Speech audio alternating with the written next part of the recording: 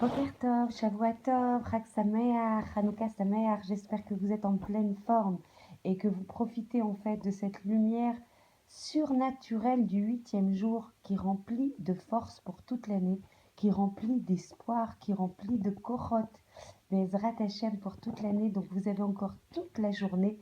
Baruch Hashem, vous avez une opportunité extraordinaire alors qu'on n'a pas l'habitude et qu'on n'a pas le droit de demander des nissim, donc des miracles. Il faut aujourd'hui, vous avez l'opportunité aujourd'hui de demander tous les miracles par le bénéfice, par le zérout de cette 8e bougie que nous avons allumée hier soir et qui va perdurer en fait, dont la lumière va perdurer toute la journée. Donc profitez de cette opportunité extraordinaire pour redoubler de prières, pour demander en fait tout ce qui est important pour vous et qui vous sollicite très fort à Kadosh Baruch Hu. Déjà toutes mes excuses parce que la semaine dernière donc je n'étais pas, j'étais en congé et donc difficile en fait de vous envoyer avec la connexion que j'avais les cours. La semaine prochaine malheureusement je vais partir en rendez-vous pour le travail toute la semaine. Si je peux avec plaisir je vous envoie. Dès que j'ai de la connexion et de la capacité surtout en giga je vous envoie. Et sinon en fait la routine bien aimée reprend Bezrat Hashem à partir de dimanche prochain. Mais tout ce qu'on pourra vous envoyer à partir de la semaine prochaine, à partir de demain, malgré que je pars cette nuit, je le ferai Bezrat Hashem. En attendant, on va parler en fait de la prière. De la prière en fait qui est le lien le plus fort, le plus admirable, le plus bénéfique qui existe personnel avec Akadosh Baruch Hu, le lien le meilleur, le lien qui peut permettre de bâtir justement la relation avec Akadosh Baruch Hu. En fait, on prend l'exemple d'une personne qui va aller au mariage en fait qu'elle attend le plus, le mariage en fait qui est le plus luxueux qu'elle puisse connaître, le mariage dont tout le monde parle. Et elle va partir peut-être passer la majeure partie de sa soirée à s'ennuyer et à se sentir complètement isolée ou en porte-à-faux. Et pourtant, c'est le mariage qu'elle a tant attendu. C'est le mariage en fait qui est désiré, attendu par tous, parce que c'est le mariage. D'accord ? Alors pour quelle raison, alors qu'elle a attendu autant, elle se sent aussi mal, elle se sent aussi seule, elle se sent aussi en porte-à-faux. En fait, elle n'est liée peut-être à aucune personne assise à sa table. Par contre, on va prendre l'exemple contraire, le plus antinomique possible, et elle va aller en fait dans la banque, faire la queue, faire le tort dans une banque, et elle va sentir qu'elle va passer un moment exaltant. Est-ce que c'est possible qu'on passe un tort à la banque, faire comment on dit? Oh là là. Elle va faire la queue, voilà, on va y arriver, dans une banque, et elle va trouver cette expérience exaltante. Est-ce qu'on ne serait pas un petit peu extrême à dire ça? Pourquoi en fait? Parce qu'elle va rencontrer peut-être pendant qu'elle fait la queue dans cette banque un ami qu'elle n'a pas revu depuis très longtemps. Et grâce à cette rencontre, elle va avoir une conversation passionnante avec lui. En fait, tout être humain va aspirer à créer des liens, va être animé par... On est des êtres sociaux. Donc on va vouloir créer des liens, on va vouloir créer des expériences de relations exaltantes. Toute personne va aimer se sentir valorisée, elle va se sentir appréciée par ce lien, elle va se sentir écoutée, elle va se sentir acceptée. Et toute la vie d'un être humain va vouloir en fait rencontrer des personnes qui va lui donner cette expérience d'exaltation, de rencontre, de reconnaissance, d'appréciation. Du coup, ce sentiment qu'on a l'impression d'être exaltant, de nous donner, de nous remplir, de nous animer, de nous réjouir, va être qu'un pâle reflet, va être une expérience de gratitude et de gratification très très très marginale, très légère par rapport au lien que tout le monde doit vouloir créer à l'intérieur sans pour autant des fois s'en rendre compte. C'est le lien qu'on peut avoir avec Akadosh Baruch Hu, c'est le lien qu'on peut avoir avec notre Créateur. En ces instants de prière où on se connecte véritablement avec Akadosh Baruch Hu, c'est là que ces instants vont se former. C'est là que la connexion la plus véritable, la plus authentique, la plus pleine, la plus investie, la plus réelle vont se créer, vont se former. Donc c'est ces moments de prière qui vont permettre à ce que la personne puisse être envahie d'une sensation profonde, d'une sensation intime, d'avoir une finalité, d'avoir un but dans la vie, de savoir qu'elle est dans le bon derer, de savoir qu'elle est dans le bon masloul, dans le bon parcours et qu'elle va être étroitement liée à Kadosh Baruch Hu.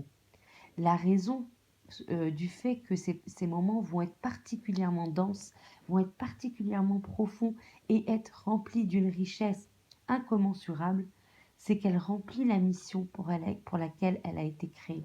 Il n'y a rien en fait qui remplit plus, qui connecte la personne, qui la rend en fait complète, qui la rend sereine et apaisée que de pouvoir réaliser sa mission. Et quand elle fait sa prière, quand elle se connecte à Kadosh Baruch Hu, quand elle bâtit sa relation avec Akadosh Baruch Hu, alors là, elle sent qu'elle réalise la mission pour laquelle elle a été créée et qu'elle bâtit du coup sa relation avec Akadosh Baruch Hu. Il est vital en fait pour le Ham Israël de sentir, d'avoir la Emouna, de savoir de manière claire, entière, sans doute qu'Hachem, en fait, c'est lui qui dirige chaque aspect de l'univers et chaque aspect de sa vie. Une fois qu'il a ce fait qui est établi dans son cœur, mais sans doute de manière pleine et entière, alors il lui est nécessaire de savoir créer ce lien profond, stable, solide, personnel, et c'est ça l'un des objectifs les plus fondamentaux, les plus essentiels de la prière.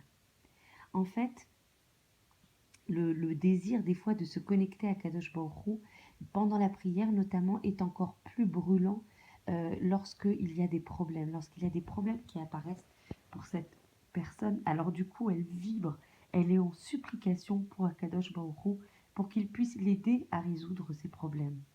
Mais le problème, c'est que cette illusion et cette façon d'implorer n'est pas suffisant. Il faut demander à Kadosh Baruch Hu même quand on n'a pas de problème.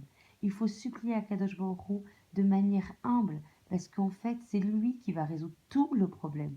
Il ne va pas nous aider à résoudre le problème. Il va nous aider il va pas nous aider, il va résoudre le problème totalement. Donc il faut réagir avec beaucoup, beaucoup d'humilité dans notre vie et comprendre qu'Hachem, c'est une illusion en fait d'autosuffisance, de croire que c'est Hachem qui va juste nous aider. En fait, c'est lui qui dirige tout et qui va résoudre tout. Il faut se mettre en supplication entière avec Akadosh Baruch Hu. Et en fait, il est facile du coup de faire la transition avec les mots de Tehillim qui promettent qu'Hachem est proche de tous ceux qui l'invoquent, tous ceux qui l'invoquent avec sincérité. Le Tehillim 145 pour celles qui veulent regarder. Même lorsqu'on n'est pas confronté à un problème urgent, le besoin de se sentir étroitement lié à Kadosh Baruch Hu est enfoui au plus profond de notre Neshama, qui est, elle, intacte. Ce n'est pas parce que on veut obtenir quelque chose qu'on doit être incité à prier. C'est parce qu'en fait, à l'intérieur, c'est un besoin essentiel, c'est un besoin constant, c'est un besoin de nous élever, c'est un besoin de nous réaffirmer et de réaffirmer notre lien avec Akadosh Baruch Hu. Les enfants qui ont un père qui les adore ne le sollicitent pas uniquement quand ils ont besoin de quelque chose, quand ils ont besoin de son aide. En fait, ils vont chercher à être tout près de lui à chaque fois qu'ils le peuvent.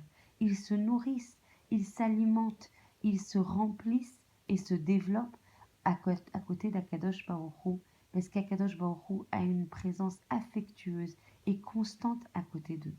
De la même façon que l'épanouissement spirituel dépend de sa recherche d'Akadosh Baruch Hu, de la même façon la prière, elle va se nourrir de la présence d'Akadosh Baruch Hu et elle va lui donner toute sa consistance.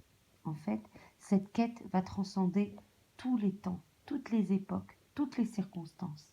Atteindre Hachem par la prière est le lien le plus magnifique, le plus étroit, le plus proche qui permet en fait de réussir sa quête spirituelle, de réussir toutes nos activités au quotidien et de leur apporter tout l'influx de bénédiction qu'Hachem veut déverser sur cette personne.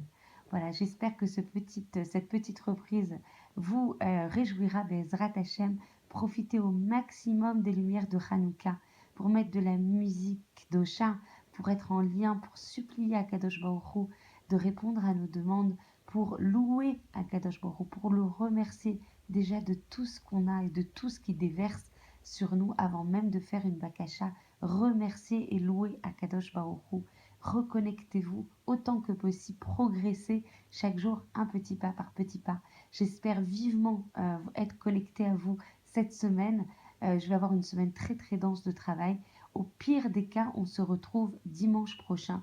Et sinon, de temps en temps, une petite surprise dès que j'en ai la possibilité avec les connexions que j'aurai. Je vous embrasse très très fort. Je vous souhaite une très très belle semaine pleine de brachot, de lumière, de joie. N'hésitez pas à écouter les cours. Il y en a beaucoup pendant cette semaine avec les enfants qui ne les ont pas écoutés. Donc il y a beaucoup de cours disponibles sur YouTube. Je vous embrasse très fort et j'étais ravie de partager ce cours avec vous. Toda Hachem pour ce zérout, pour cette opportunité. Et n'hésitez pas, avec le recette que je vous connais, à diffuser aux autres personnes les cours de Torah. Il n'y a pas plus grand makom que celui qui diffuse de la Torah. Je vous embrasse très fort.